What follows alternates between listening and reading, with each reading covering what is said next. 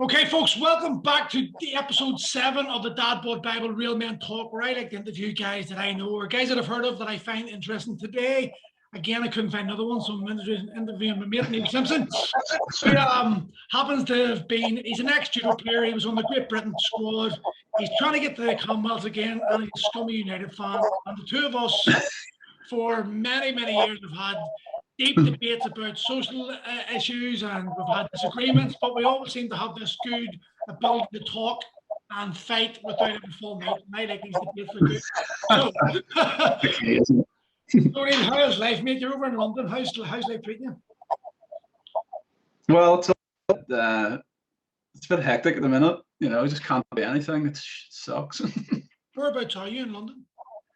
Well, not really London. We're Windsor. So we're about a 5-minute walk away from Windsor Castle. Your mate, the Queen. My mate. And what is it? How's lockdown been over there? Like, has it been very strong? Pretty much everything's closed. So yeah, like we've barely left. I've only left the house really to do grocery shopping and training, like going for a run or whatever, for months now. So small flat too? Yeah, tiny, mate. We're like, we can barely swing a cat in here. You've got one 1-year-old and one on the way. Yeah, all three of us in the one bedroom, and another baby coming in May. So it's all a bit hectic. But hopefully we'll get moved home at some stage. Well, I was going to say, the plan is to move home, is it? Yeah. Well, we're hoping towards the end of this year or maybe next year, but that's definitely the plan at the minute. So but you're there for the foreseeable. Yeah, well, obviously the missus is going off on maternity leave soon, so we're gonna see what happens with that, and then sort of go from there. But yeah, it's all a bit up in the air with just, you know, all this COVID shit and whatever. So we're just kind of taking it day by day, really, and seeing what's happening. So talking about lockdown, you used to fight at what weight? Under 100 kilos. And what are you sitting at now? I weighed myself this morning. I was 103.5. What were you before I gave you one of my amazing programs? I was about 113.5, so I've lost about 10 kilo. Jesus, mate, how did I actually get up that height? That weight? So because I did my shoulder in training, and I was about 95 kilo at the time. And then I needed a few steroid injections in my shoulder. Oh, that is huge. So I started coming back from that, and then I had this problem in my mouth. Well, I kept getting sinus infections, and every time I tried to go back, there is that, obviously. But no, I kept going back to training and kept getting really run down. Couldn't figure out what it was. So it turned out I had a problem with a tooth, and it gave me an infection in my jaw. So I had to go and get that surgery on that. And then the month after that, Isaac was born. So I said, right, I'll give myself a month or two to settle it. Sorry? I lost volume there completely. Oh, really? There's a very strong playback. Can you hear that playback? No. Yeah, I think it's this laptop. It's not the crap laptop. I think so. Let me just try and adjust that volume a bit. Let me see if that works.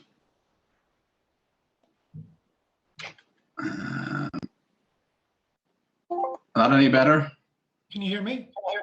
I can hear you, yeah. That's all right. Listen, it is what it is. We're just having a conversation anyway, so it's what it is. But you were saying you got the mouth. You got an operation. Yeah. So I had to get surgery on my mouth and then on my jaw.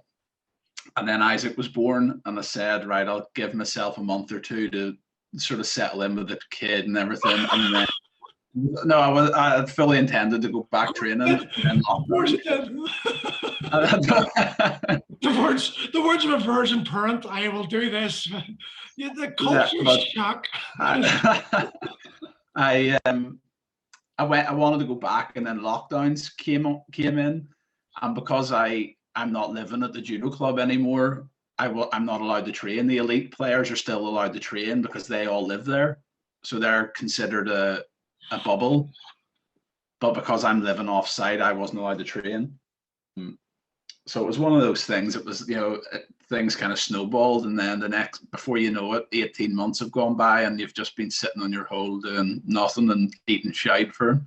You see, this is why I like the interview today, because what you've just done is what every single father on the planet has ever done. Have a baby, think they're going to train. Oh, I love my sport. Bang, I'm a fat shite now. Most, I'd say 90%, never get out of that. I'm a fat shite now. In fact, they become even fatter shite now because this is the difference between, and I always try to tell people, it's not the situation, it's how you deal with the situation, how you respond. Oh, absolutely. So what was it made you, what is it as an elite fighter? Because I'm going to call you elite, even though you don't deserve it.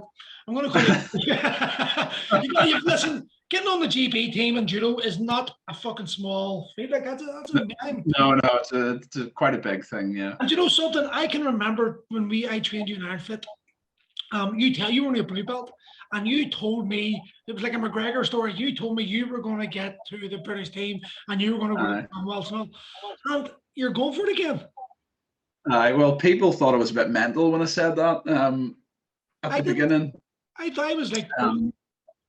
I started, people start their whatever martial art they're doing when they're quite young, but I only started judo when I was 27. So I was coming from a long way back, and I went to train full time after I'd only been training for 11 months, I think. And, most people only go full time after they've been training for about 11 years. Yeah. It was a bit mental, but it was just one of those things. I just thought I just felt like I could do it. And I thought I didn't have any responsibilities at the time, no kids, no wife, nothing like that.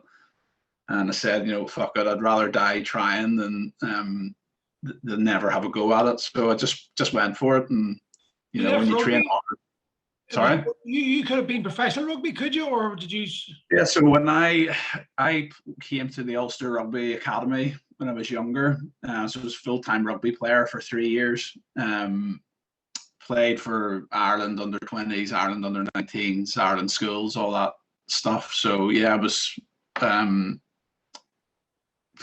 say semi-professional rugby player. I was getting paid, but I played for the Ulster reserve team a few times, never played for the senior Ulster team or anything, but yeah, played at fairly high standard of rugby. Did you have a chance, or did you know? Oh, I think I should have probably got a lot further than I did, but I was young and lazy. I think I was fairly naturally talented, and for a long time I just skated by on being naturally talented. And then you start that only gets you so far, when you're with young guys, and as soon as you start to go up into the pro ranks, if you're not acting like a professional, you're going to get found out. And I ate like shit, didn't train hard, went out in the piss all the time, and so rightfully so, it didn't go any further. And after about a year of blaming everyone except myself, I kind of came to the realization that it was actually my fault, and I didn't get where I wanted to go. And what was the realization? What was it that when the penny dropped? What happened? I think the easy option is to always point fingers and just blame other people. Today. And I think when I was young, you have that ego. You feel like you're entitled to things, or I have this certain level of natural ability, and that should put me, to wherever. And then I grew up in a very comfortable atmosphere. Never really had to work too hard to get anything, and I think it kind of lulled me into that false sense of security that you just need to turn up and things will happen for you. And then obviously as you become an adult, you realize that the world isn't actually like that. You actually have to earn everything that you get. And but in hindsight, it was the best thing that ever happened to me. You literally took the words out of my mouth. I was going to say that's probably the best lesson life could have give you. Yeah, it really knocked me down. I was, I was at university at the time, in Jordanstown. So it was like a student athlete, got in there on a scholarship thing or whatever, and was in Sinai, the Sports Institute, Northern Ireland. Was in there, and so I was kind of training and studying at the same time. And yeah, so I had a meeting with the Ulster Rugby lot. They basically told me, heave ho, we've had enough of you. So I then dropped out of uni at the same time, sort of went into self-destruct mode. How did that rejection handle? How did you handle that? Was it self-destruct? Did you go fuck it, blame everyone? Awful. I handled it like a child. Threw my teddies out of the cot, like, fuck this, fuck you, fuck everyone else. This is ridiculous. Sort of went off the rails a bit after that, until life will knock you down to a certain point where you have to just honestly look in the mirror, and sort of came to that realization of, that this is all sort of my own doing. I remember, I think it was either Jonathan Cook or Harry Gribbon told me about you, and they said, this kid's phenomenal judo. Would you see this kid he's a white belt then, I think, or he's like, this kid is just phenomenal. And this one I was just getting out of the grappling stage. I just left Fight Academy Ireland to go to Iron Fit, but it was still, what age was it? 5 years ago. I had an hip replacement and all, so I was still grappling a bit, and there was no problem. And I remember training you and just thinking, you wanted that high intensity, just murder me training, and you thrived off it. And I always wanted you, calm down. You're one to kill. Well, I think I ended up taking a couple of years off, where all I did was smoke and drink and eat shit, and try and go into self-destruct mode. But once I started to come back, I've always had a good natural ability for sport. Like, I've got good hand-eye coordination, and sort of, for a big guy, I'm quite good on my feet, which is a massive benefit, with judo and whatever. So a lot of the skills from rugby would transfer over quite well. But obviously I was so unfit. Like, I think I was 120 kilos or something. You're a big lad. Like, you don't look at, you're a big 120 kilos, a lot of weight. I know, and I'm only just about 6 foot, so I'm not there to carry that kind of weight. Oh, you're breaking up, dude. And can you get me now? Yeah, I got you. Just a brief one. Yeah, so I'm just about shaving 6 foot. So at 120 kilos, I was big, like I was, big boy. But I wouldn't say I was horrendously out of shape at that weight. I've always carried a fair bit of muscle. My mum said I was really suited it. But I was big, like, I was fat and I was unfit and whatever. And as my brother said to me, why don't you give judo a try?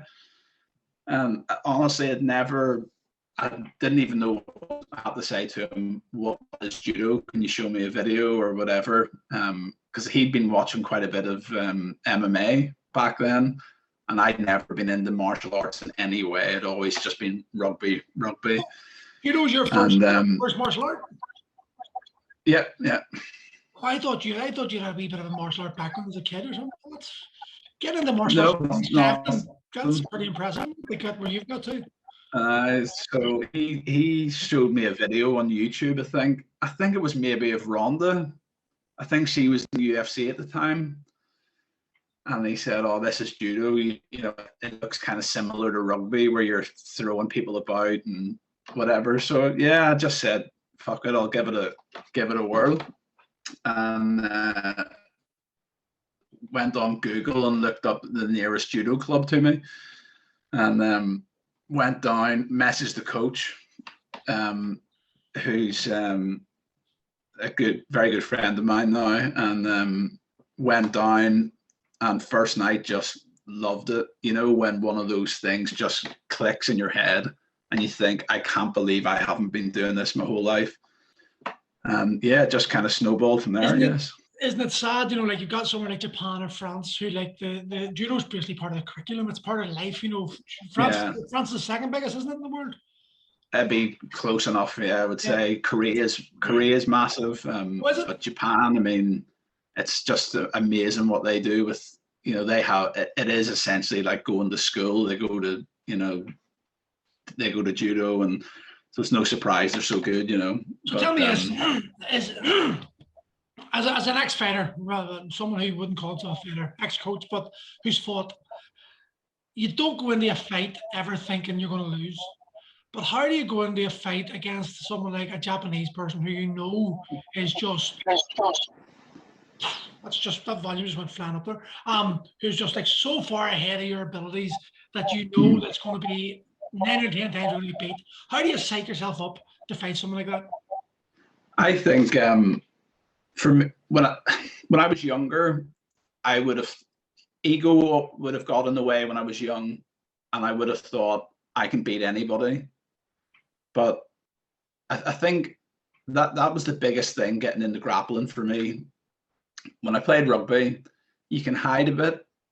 You can sort of manage your way through games. You can stay away from situations you don't want to be in. You can't do that when you're grappling. Someone's got a hold of you and they're going to beat the shit out of you, and there's nothing you can do to stop them. So it takes the ego away from you because you can't escape it. So the attitude the best thing I did was when I went away to go full-time training, the guys who I was training with were so far above me in terms of their level. I mean, there's Olympians there, like British team players, and I was coming as a complete novice.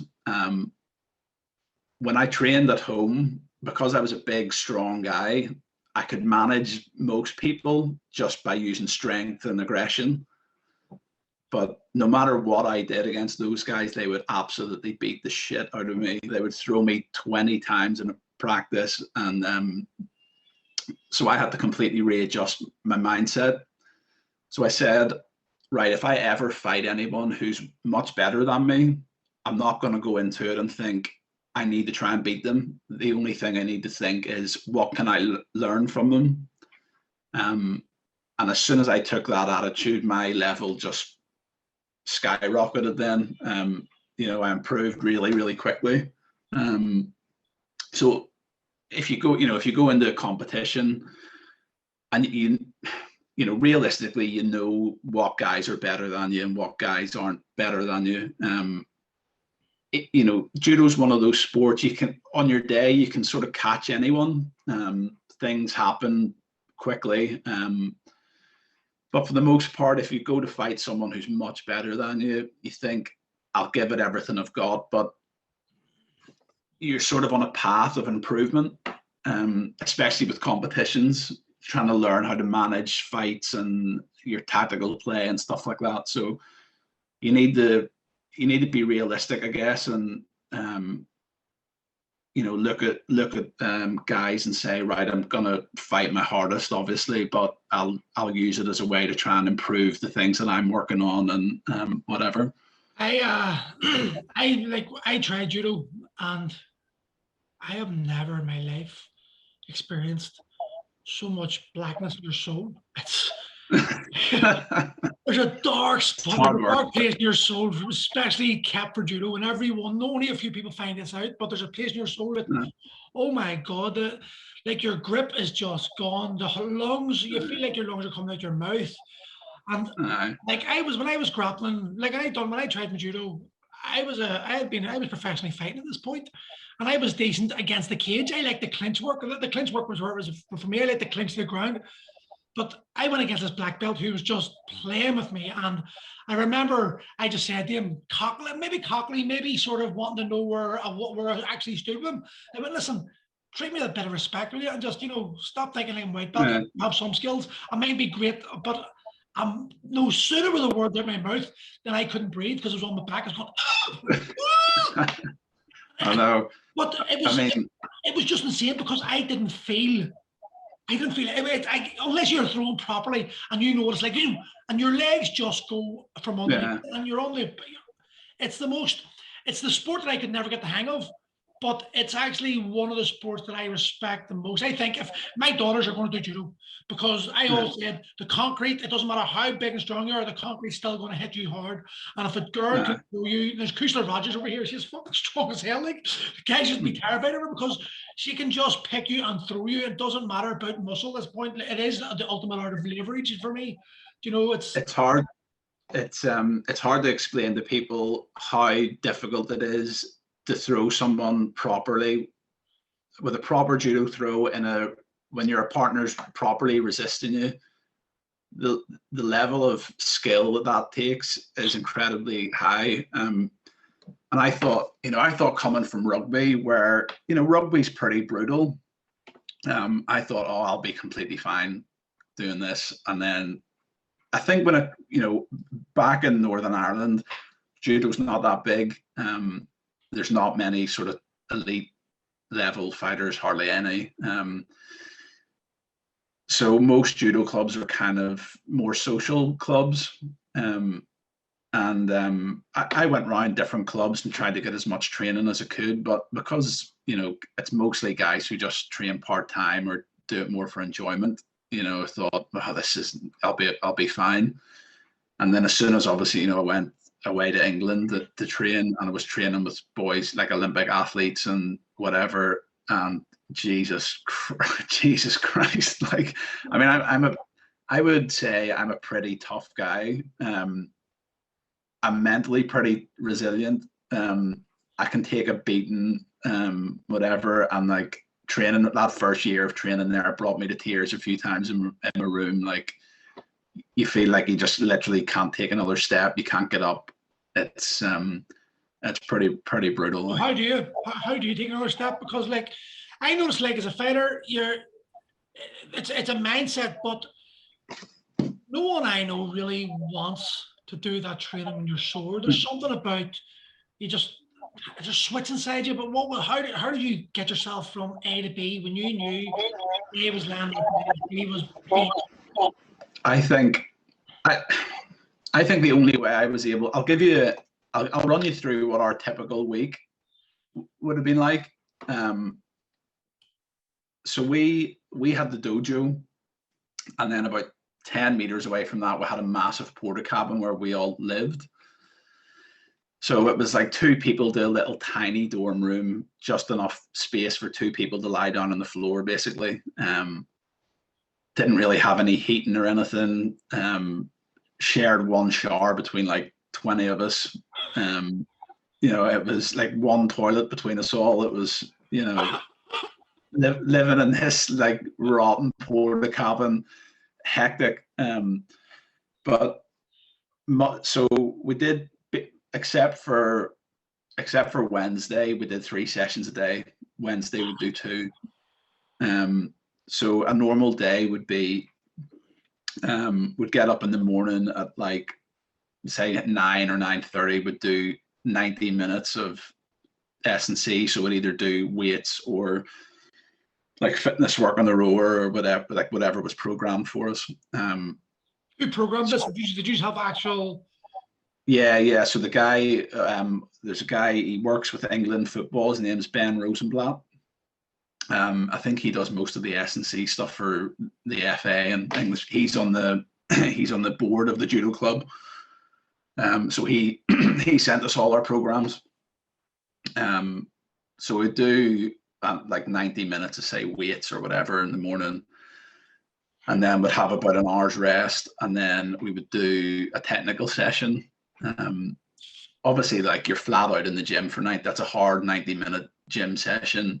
Then you're going on and doing a technical session for 90 minutes, which, you're throwing each other for 90 minutes or working. People don't appreciate what that means. Like, that just sounds like throwing each other.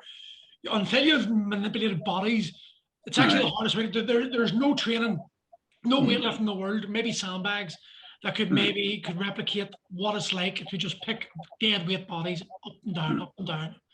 So we're launching each other onto the mats for 90 minutes. So like you come off that and you're absolutely busted. And then you'd have the afternoon and sort of early evening off to rest. So most people would just sleep the whole time or eat or, you know, really not do anything. And then in the evening we'd have 2 hours of sparring. So we'd have probably the guts of 40 people, 30, 40 people on the mat. And you go on at 8 o'clock and you do probably 10-minute warm up of, you know, bear crawls and all that kind of stuff, and then you probably do 10 minutes of throwing each other to get warm, and then the rest of the session you're just fighting each other flat out. My God. And then you do that 5 days a week. So tell me, like, what is it that you were getting paid for this? Were you getting sponsored, or what was it? No. So as well. Basically, if you get to a certain level within British Judo, you'll get funding. They then stopped that, so they tried to centralize all the training. So they basically started up a centre of excellence, they called it, in Walsall, and said if you don't train here, you're not getting any funding. So most people stayed at their own clubs, but yeah, if you were at my club, you basically had to do it on your own. We paid the club 50 quid a week for our bed and our training, and then you had to obviously eat. You had to try and fund going to competitions, whatever. So for the first year or so I was there, I was on the dole. So I bluffed that for about a year. That gave me enough money for my bed and my training and a little bit of food. And then outside of that, you're relying on whatever work you can get at a weekend or handouts from people, or, you know, just literally doing whatever you could just to get by. I think that type of attitude, though, it's like, it makes you realize, it hardens you, but it makes you realize you can survive on so much less than you believe. I think society made us believe that we need this, that, and the other. You don't. And if you've got a dream, you've got a purpose, I find it's so much easier to make those sacrifices. Yeah, we had for the most part, nearly everyone there had no money. Like literally, people were thinking, I don't know how I'm going to feed myself this week. Like that, you had literally nothing. But it shows you when people have a purpose and they're chasing something, that don't need anything else.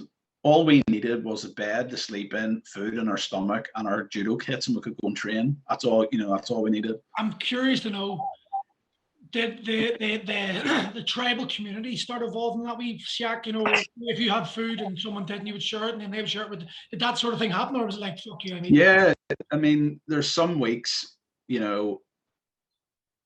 for the most part, you obviously get the very odd person who's not much of a team player, but in general, everyone looked after each other. If it was, mate, I've got literally no money, then they would eat off my plate, or I would eat off their plate, or, That's where bonds are built, though. Yeah.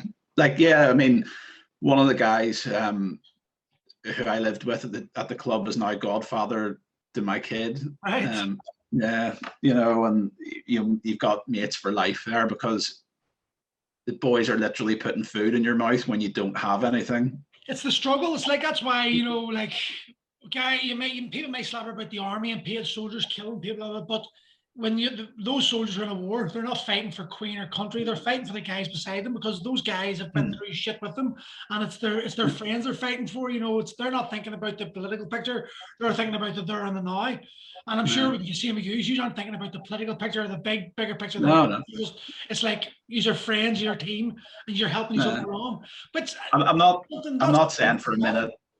I'm not saying for a minute that us doing judo is anything like being in the army, but it's a similar mindset. It is in the sense that in the community field, maybe not killing people or fighting against it, but you're fighting, you're fighting each other, but you're in a struggle together. I think that's what the main thing I'm talking about is there's a struggle that only you are suffering and you are sharing, And it's very hard for the outside world to understand that suffering because it's one of those things you just can't possibly understand it unless you've done it. And I don't like to say that because it sounds kind of condescending to people, as if like, oh, you can't understand unless you've done it. But I think you're right. I mean, it's brutal. But saying that, it's definitely the least stressed I've ever been in my life, living like that. I'm reading a book called The Awakened Ape. I've just finished it. I'm only about the third time now, but you'd love it. It's brilliant. But it literally talks about the struggle. It talks about these tribes in different parts of remote Amazon and all, and how they don't even have a word for stress, even though every single day they've got to hunt and they don't know when their food's coming, but they don't. They just laugh at everything. There was a story I tell about one of the guys was hunting and a gazelle skewered him with a horn in the groin, and he was bleeding. And around the campfire, they're all slagging the bollocks out of him. They're all like, and demonstrating and showing how they're all laughing at it. Over here, if we done that, people would be like triggered and offended and all how terrible. But there's a different mindset towards it. They're not making fun of you. They're sharing an experience, and because they're so secure in their environment that it's not an insult. And I think if you go through struggle in any way, if you're part of a team, that sort of banter comes across. Your friends are slagging you, but it's not making fun of you. And that thing actually. Oh, the banter that we had in that house, just unbelievable. And the thing I noticed about it, it's very insular, obviously. You've got like 20 guys and girls living under one little roof. We've all got one purpose. It's like the outside world basically doesn't exist. And I found, when you meet people in real life, they've all got a little bit of a face on. It's kind of like we all just act this particular way because, society dictates that we behave that way. I felt that when we were in that environment, all that was sort of lifted. The boundaries were sort of pushed out a little bit, and people were more themselves almost. That's good. That's what you want. It gives you a taste of what society could be like if we got rid of all the bullshit. It definitely it definitely made me reassess. Because I came from a very sort of comfortable middle class upbringing. Parents both had good jobs, went to a good school. Had opportunity.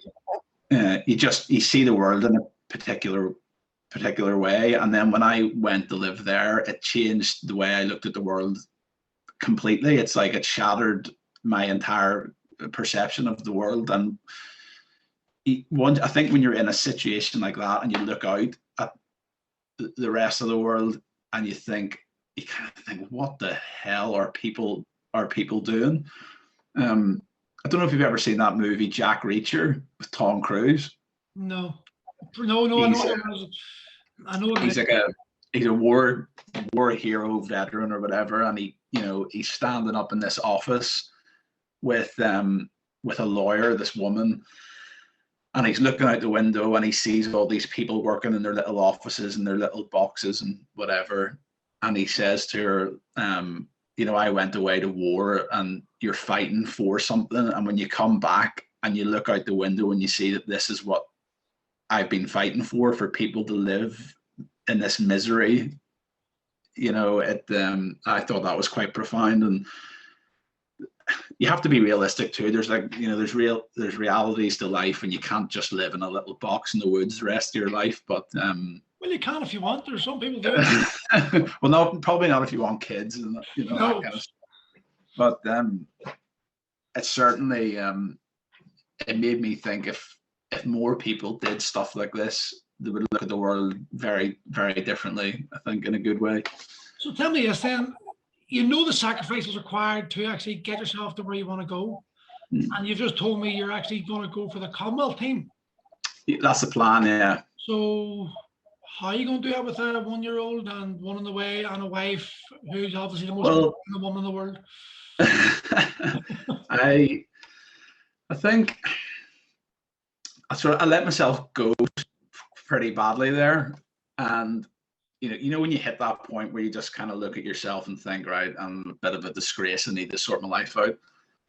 And so I started back training in December. I just thought I'll go for a little run or do whatever. And as soon as I started training again, you know, like that competitive fire gets stoked up. And I thought, right, I need to sort my life out and get back in shape. And then after a few weeks, and I started, you know, training started to improve.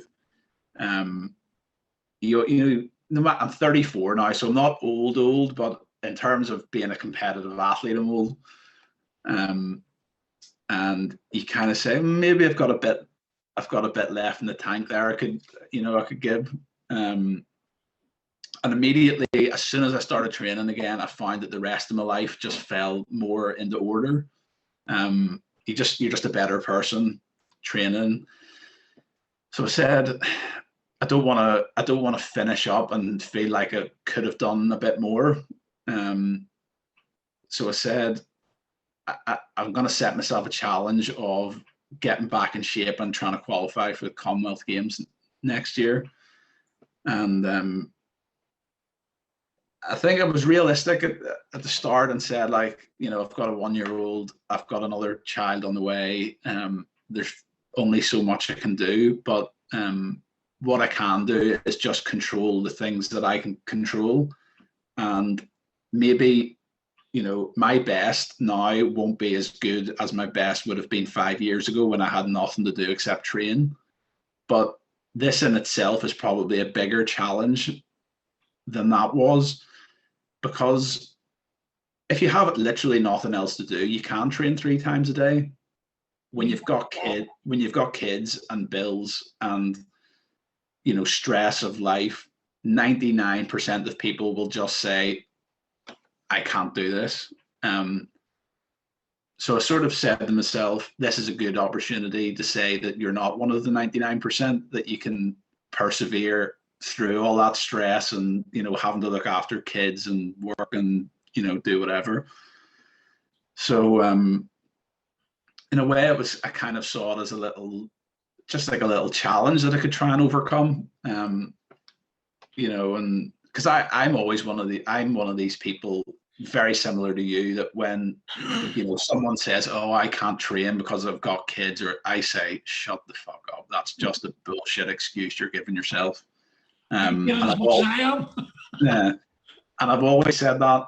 So I thought to myself, I'd be a bit of a hypocrite if now when my kids turn up, I sit here and let myself become a fat mess. So I sort of said, right, I've got to put my money where my mouth is and prove that, you know, these things are just excuses and that you can do it if you're disciplined enough.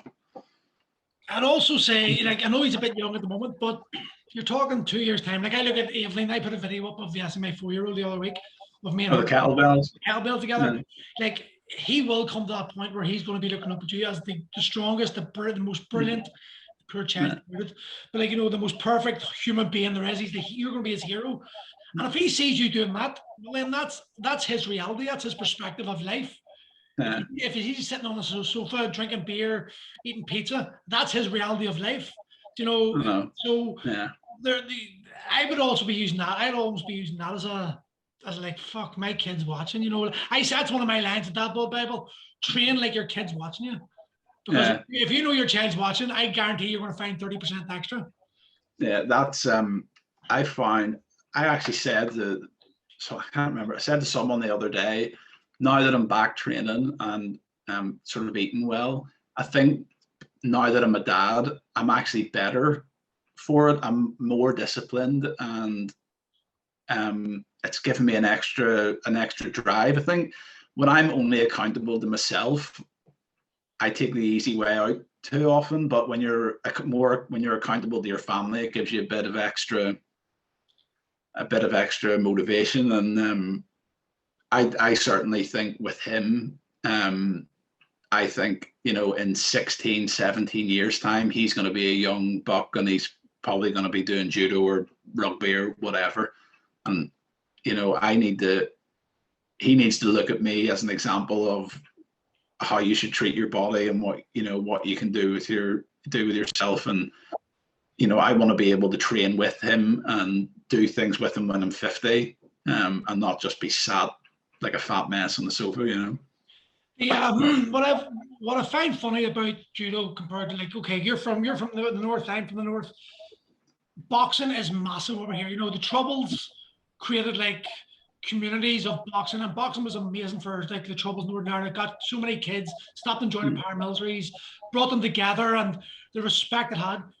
Judo doesn't seem to have had that effect, and I find that very strange, because for me, judo is a better outlet than boxing in the sense that it's not as brutal, like punching faces, like it's concussion. You know, I know boxing's an art and it's amazing and it's done amazing, but ultimately your kid's getting punched in the face from 8 years old and they don't know that head trauma. Whereas judo, it teaches you like there is no way out. When someone grabs you, you're fighting for your life. The cardio, again, the opportunities. Why do you think judo did not take off the way boxing did over here?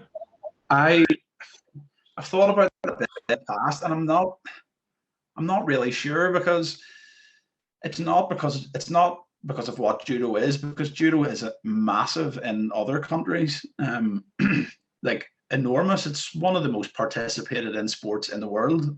Just in Ireland and down south, actually probably better than in Northern Ireland. But Northern Ireland seems to have fallen so far behind, and I don't know why. Like, I mean, over here, I'd say probably within 15 miles of me, there's about 10 judo businesses that go, you know, teach in schools. Each coach is probably teaching 500 kids, you know, whatever. And that's just within a short little. So over here, it's pretty big, and it's definitely becoming more mainstream and whatever. But for an Olympic sport, and you go to, say, a judo club in Northern Ireland, and there's like 3 people on the mat, you think there's something drastically wrong, you know. Why is that? What have we done wrong over here?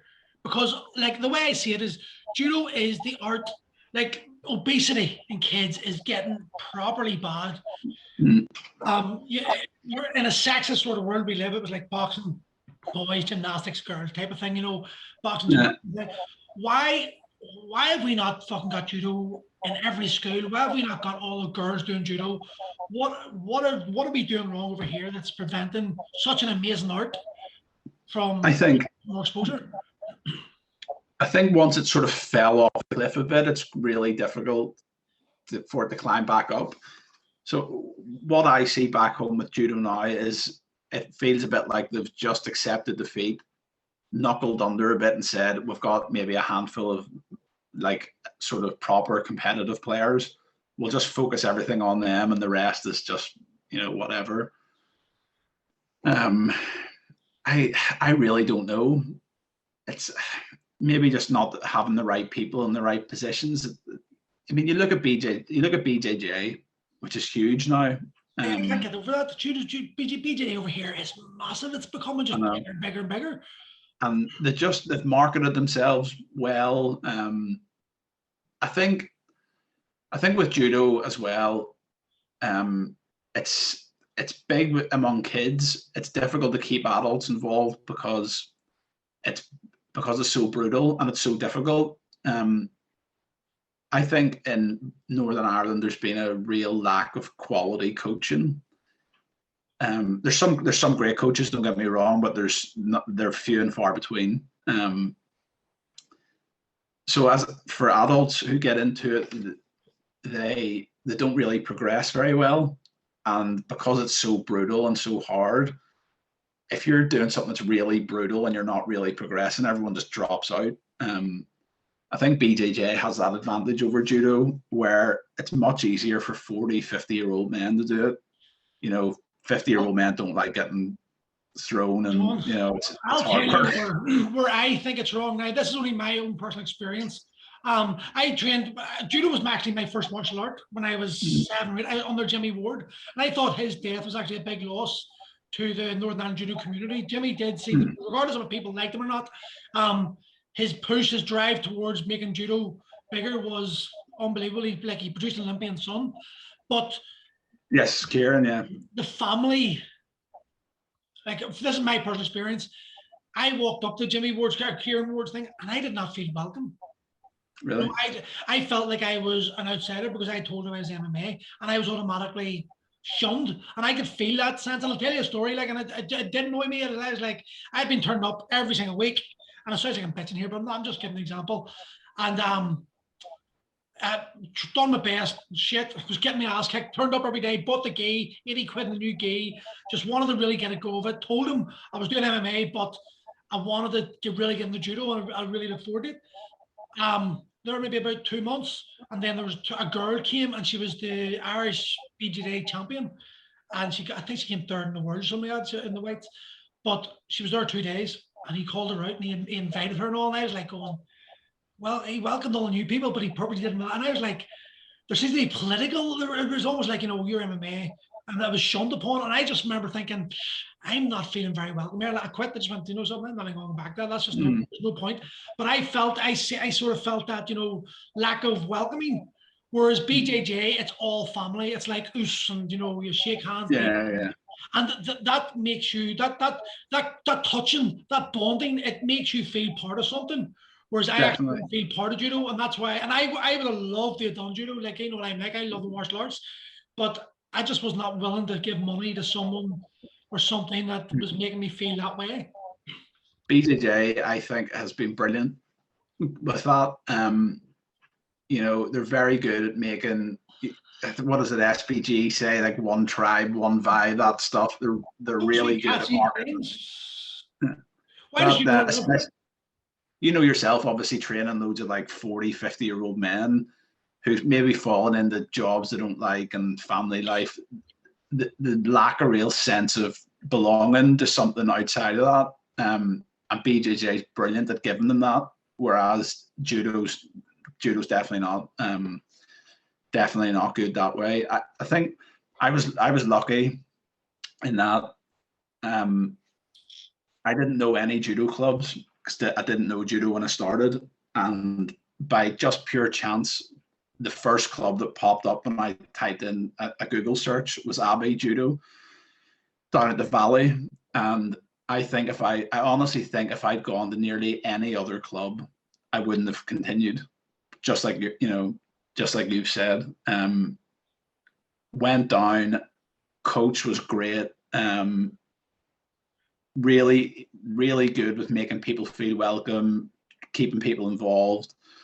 And I've always said that I think if I went to another club instead of Abbey, I never would have continued. Big lesson for coaches out there.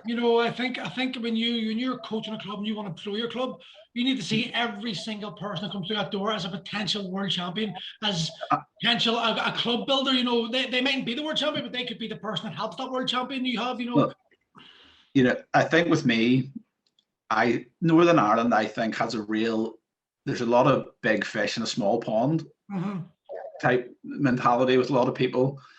You don't get that in Britain because there are genuine big fish, but you don't really get that back home. And you're talking about looking at people as potential world champions or whatever.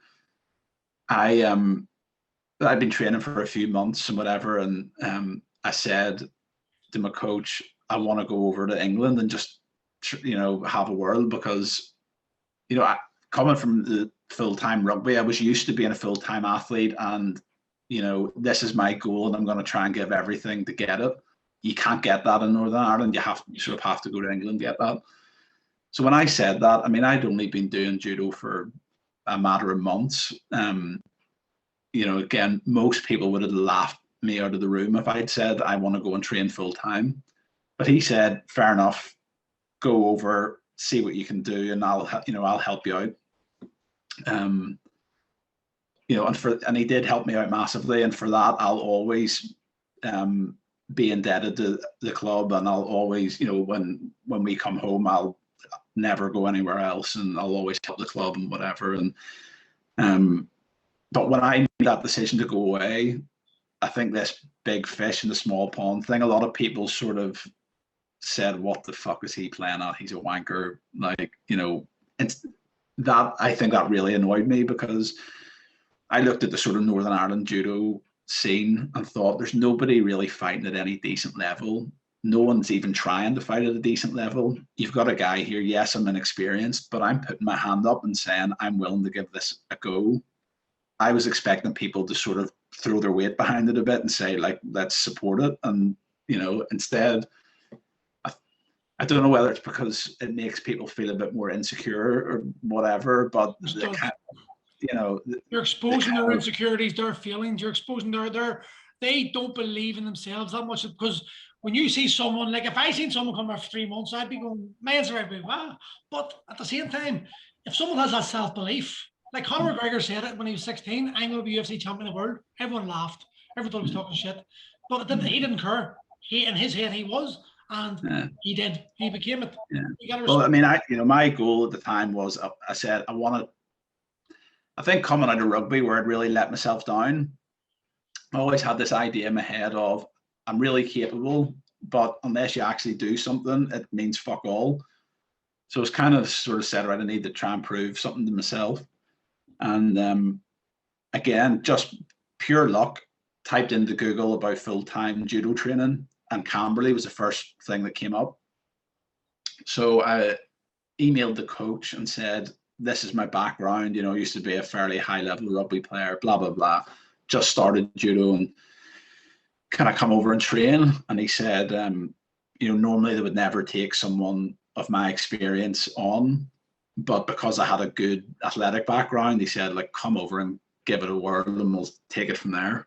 And again, I think if I'd went to any other club in England, they wouldn't even have entertained the idea. They would have just laughed at me and said, fuck off. Coach over there? Luke Preston. Was he well up in the Judo Association? Yeah. So he was an Olympic coach with Great Britain. But when he fought at the top level. Okay. He was a brilliant player.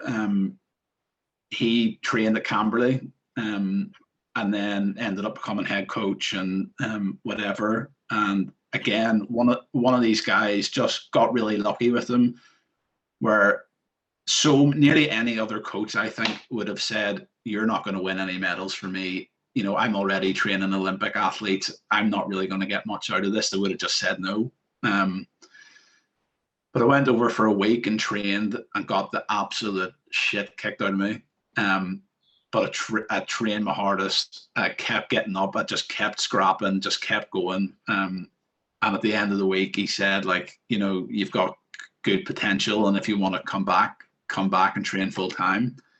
So we sort of sat down, and he's again a great example of a coach who says, you're not going to be Olympic champion, but if you're prepared to give it everything you've got and you want to get somewhere, I'll support you, and I'll respect that. So he said, like, let's just give it a whirl, and wherever you get to, you get to. Obviously, we're working against the clock.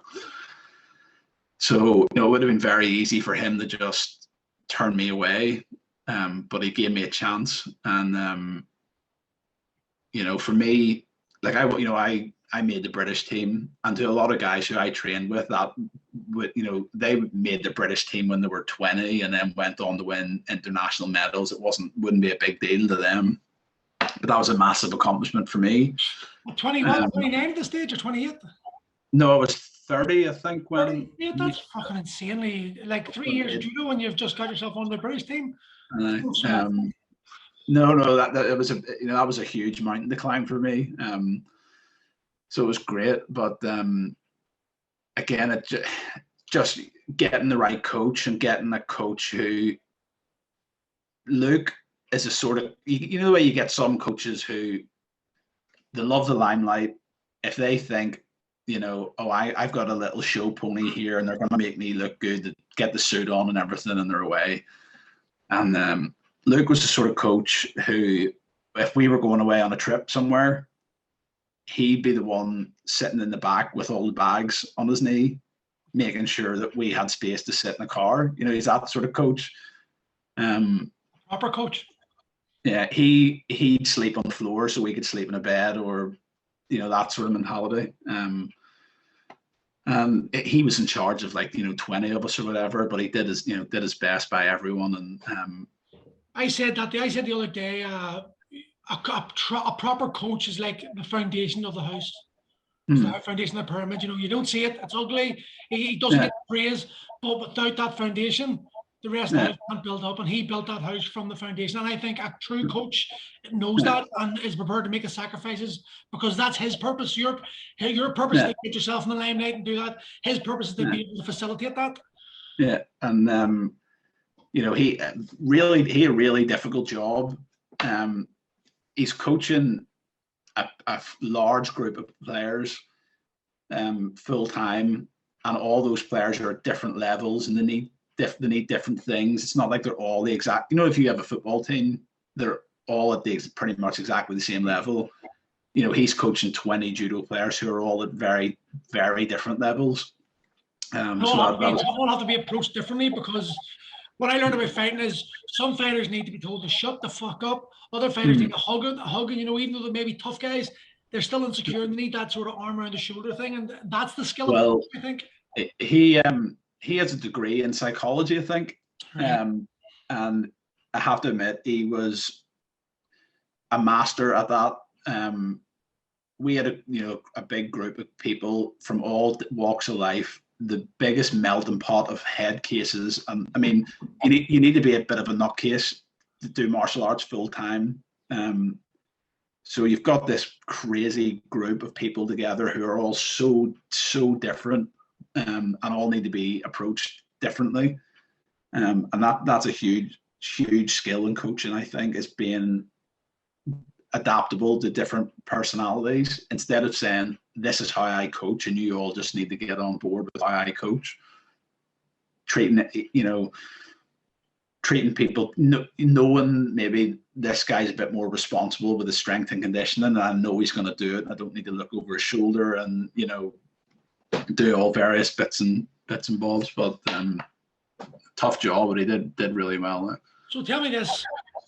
We're in lockdown, we're about to hit an economic shitstorm, we all know it's coming, and there's going to be a lot of depression, a lot of unemployment, a lot of crap that a lot of families are going to face right now. In my experience and what I know from the Troubles and being from a deprived area, sport is the outlet to stop suicides, to stop depression. How do we in Northern Ireland implement a judo structure the way boxing have implemented boxing? Because we are from such a deprived areas, and from deprived areas come hardship. From hardship comes athletes and potential, gold medal winning potential. How do we tap into that? Because there is so much untapped potential. But Northern Ireland, I find, is it's like the most untapped source for fighters. Because definitely. So how do we tap into that and make Northern Ireland like not equal with GB because of the population size, but you know, put it on the map? I remember having this argument with Northern Ireland judo guys on a Facebook post, and you know, yes, Northern Ireland's a small country, but if you compare population size to say England, relatively speaking, we're still miles behind in terms of, you know, if they're producing say 2 elite level judo players for every 10 million people, we're producing none essentially, or you know, they're producing 3 and we're producing 1. You know, relative to the population size. So something's not right. I think the best way forward is to try and get it in the schools more, which is hopefully, you know, is what I'll plan to do when I come back. What are you going to do? Because you can implement something different. You've seen different. What would you do differently to change this? So the way it generally works over here, I know there's a couple of guys do it back home, but I mean, it's far more widespread here, where guys will set up their own individual businesses. They'll approach schools and say, can you let me come in and do a demo in your assembly? You'll go in and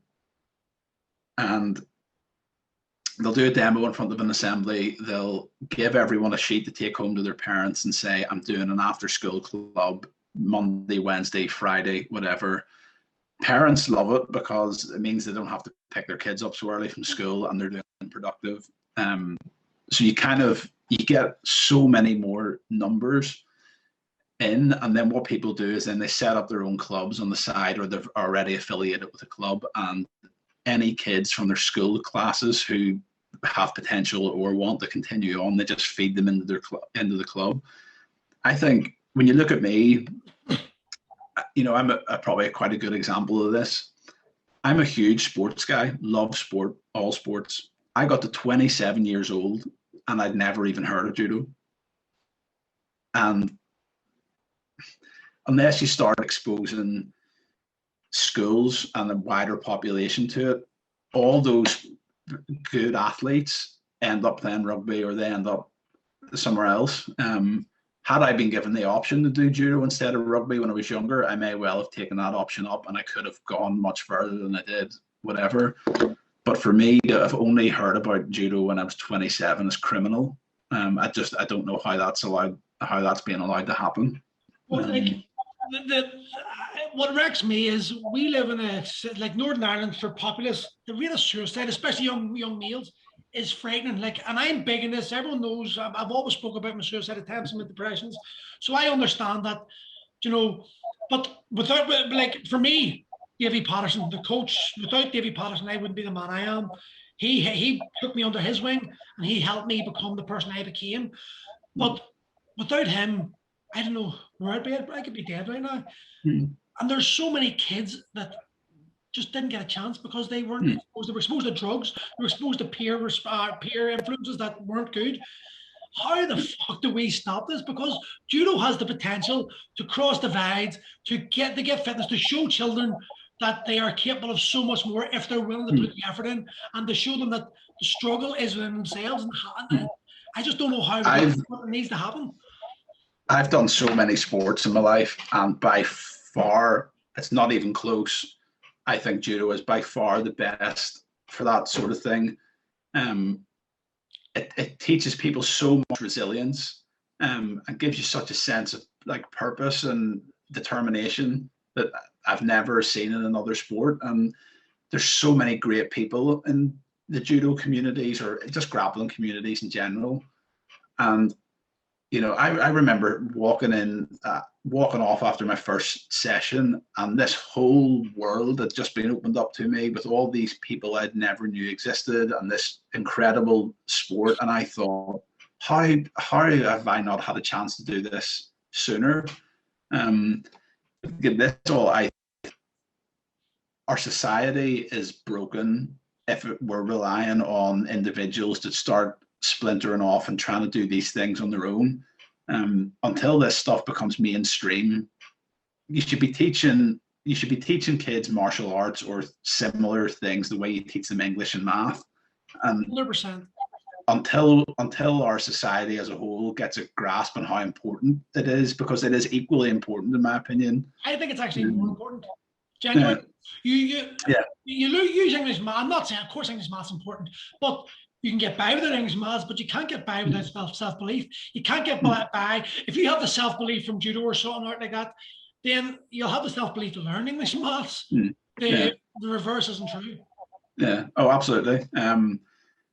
I find that I was always very erratic emotionally. I think anyone that knows me would probably tell you that. I mean, good or bad, my emotions ruled me for a long time, and that never changed until I started doing judo. And now I feel like I'm quite. What was it? What was it in judo that made you change that rugby didn't? I don't know. I think because you don't have that hiding place when you're grappling, it really does knock the ego out of you, and it's sort of. That old, you get knocked down 9 times, you just get up 10, and it really drives that into your head. And I think because grappling is so intense, when you're used to those short bursts of really high intensity, the rest of your life seems quite calm, almost. And I ask this question to a lot of people because for me, I look back, I'm very retrospective. I'll always think back in life and think, why did I do that? And why did I do this? And what made me think this way? And even through all the suicide attempts and even through all the depressions and all the feelings, I've never quit. Yes, well, okay, I did try suicide and I was lucky I didn't succeed. I was shit at it, thank God. But, from when I recovered from it, I'm back on board with something else, and I've got some dreams, and I've always had pipe dreams. People are telling me you're mad doing that. I was told, don't do MMA, don't do cage fighting, you're stupid. Don't open a gym, you're stupid. Don't go bankrupt, you're stupid. Don't open that other gym, you're stupid.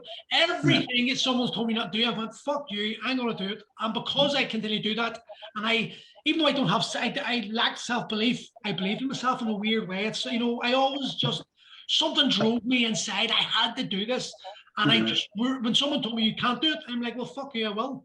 And I think that comes from martial arts. I think fighting and grappling is it's the most reflective thing of real life, where life will put you down on your knees whether you want it to or not, just like grappling or fighting will.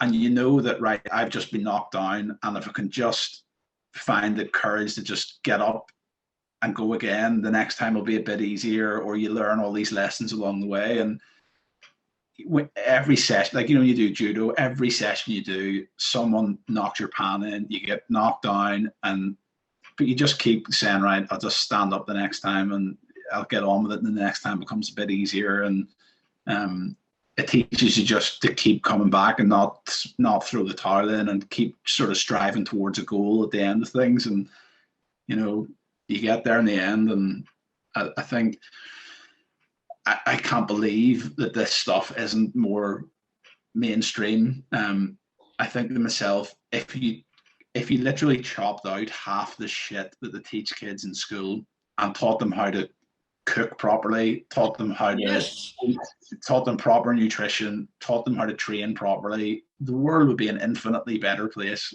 If all kids were doing martial arts 100%. Instead of trigonometry.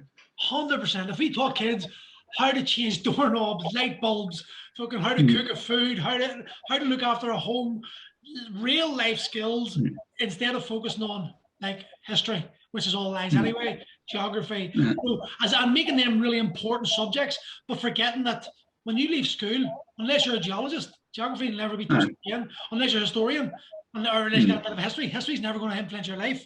But how to change a nappy, how to do all those things, they are life skills you need to learn.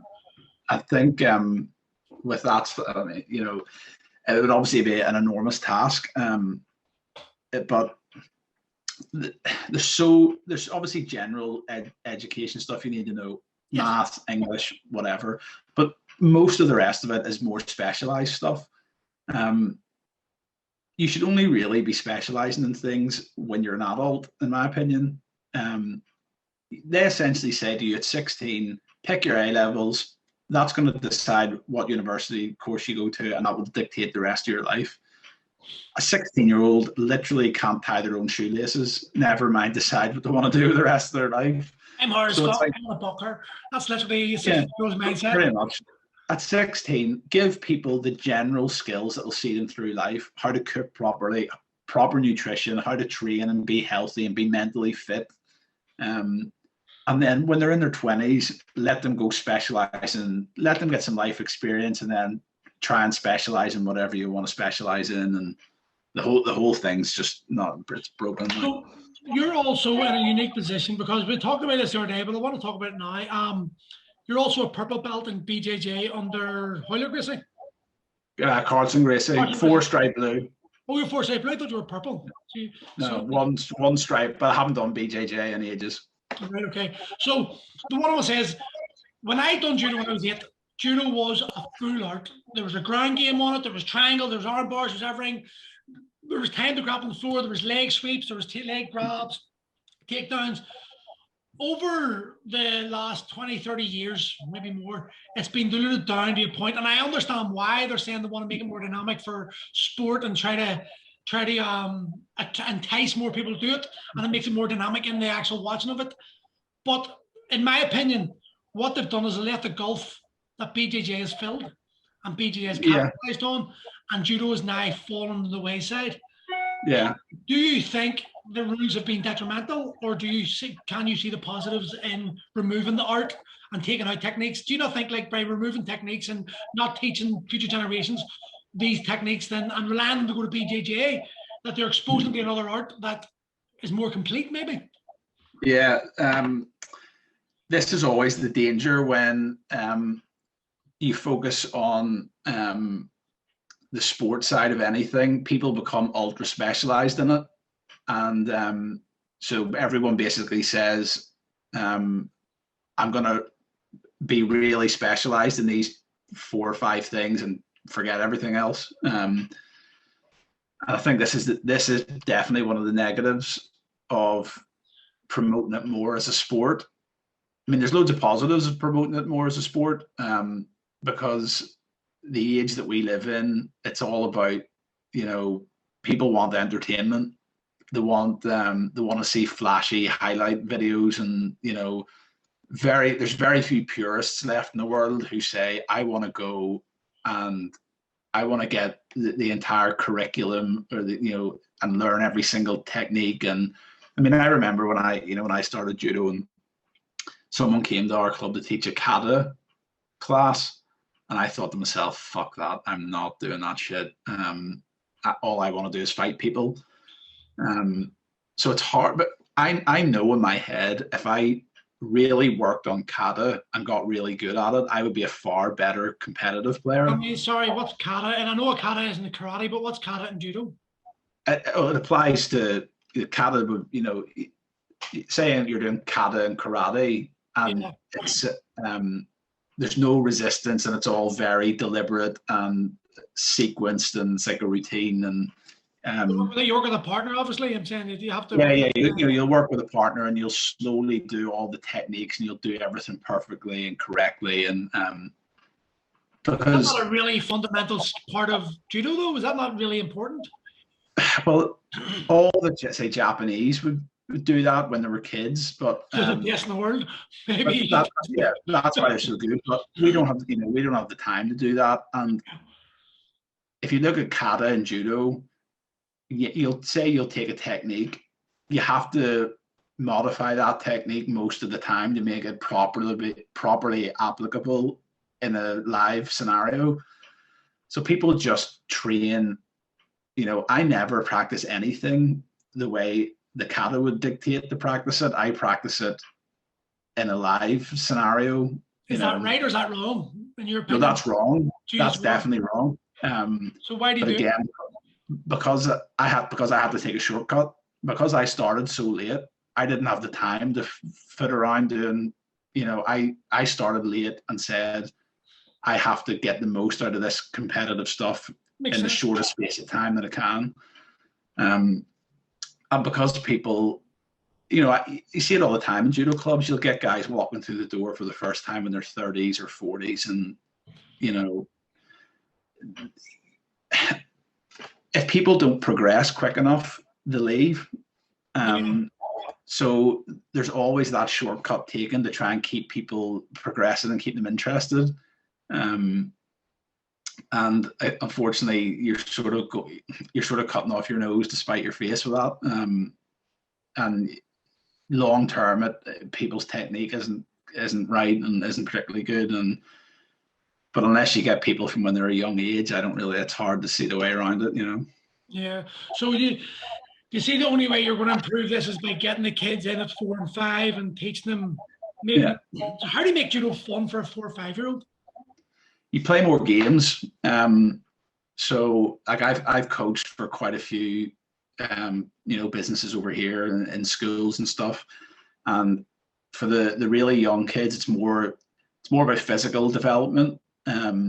So sort of just getting them used to how to use their body and how to move properly. Essentially, you throw in a bit of judo in the middle, throw in a few basic techniques, and teach them some of the terminology. And but for the most part, it's about them having fun and trying to just physically develop. Because even with, you see adults turning up to judo classes, and judo's very, very difficult because you have to use both your hands and both your feet simultaneously, and you have to do it with a partner who's also moving, and everything has to be very precise. So it's really difficult to do it in a fluid way.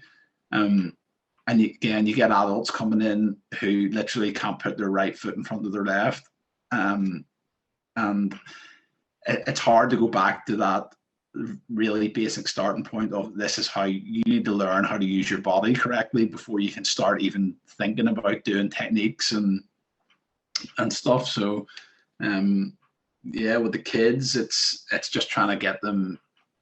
It's always that balance between giving them enough that they want to keep going, but doing enough of the right stuff that they'll be good enough to do it long term. It's kind of like a hard balance, I think, to find. So we'll finish off with, but I've got to go pick kids up here myself.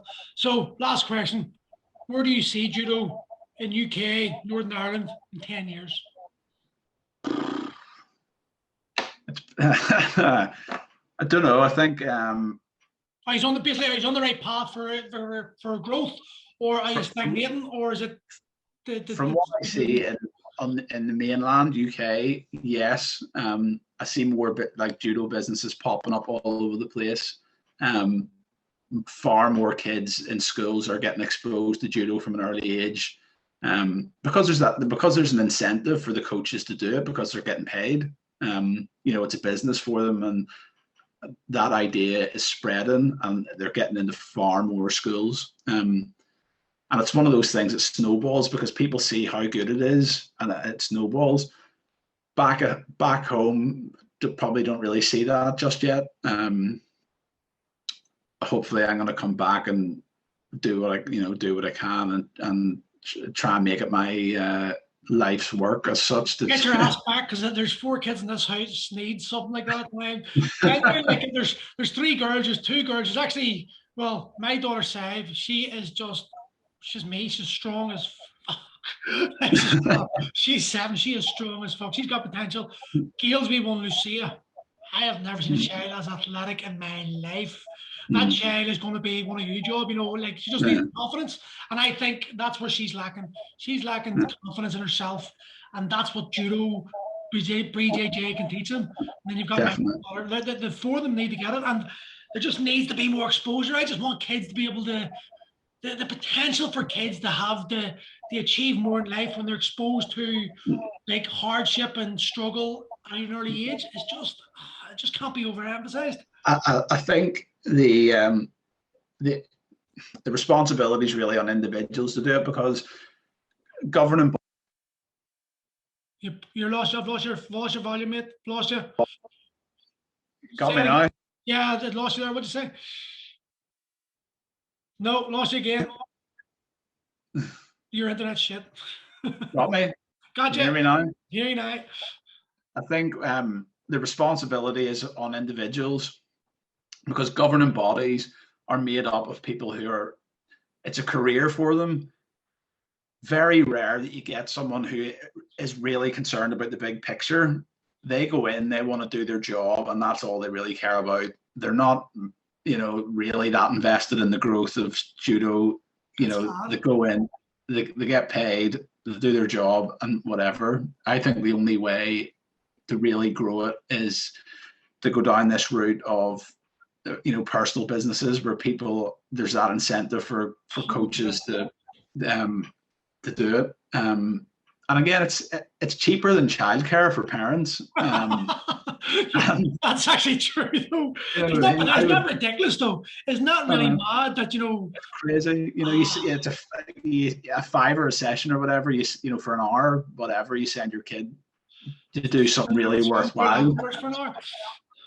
Yeah, so I think that's really the future, and it's trying to get as many people into that as possible, and just build it. And the more exposure kids, and I think the thing is with coaches, if they can get into some good schools, you've got year after year of pupils coming through, so you've always got that steady feed of people, and that itself will naturally just grow the numbers that end up in clubs. And then the more people that are on the mat in the club, you're going to get better players coming out of that. In general, the standard will improve, and then it'll just snowball really from there, hopefully.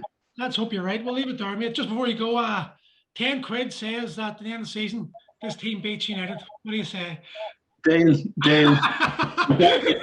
You You got me on video saying that. We've got a better manager now.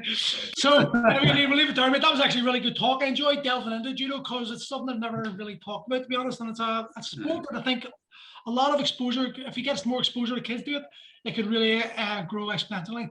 So thank you for your time, mate, and hopefully I'll see you soon. Cheers. Back. Awesome. Nice one.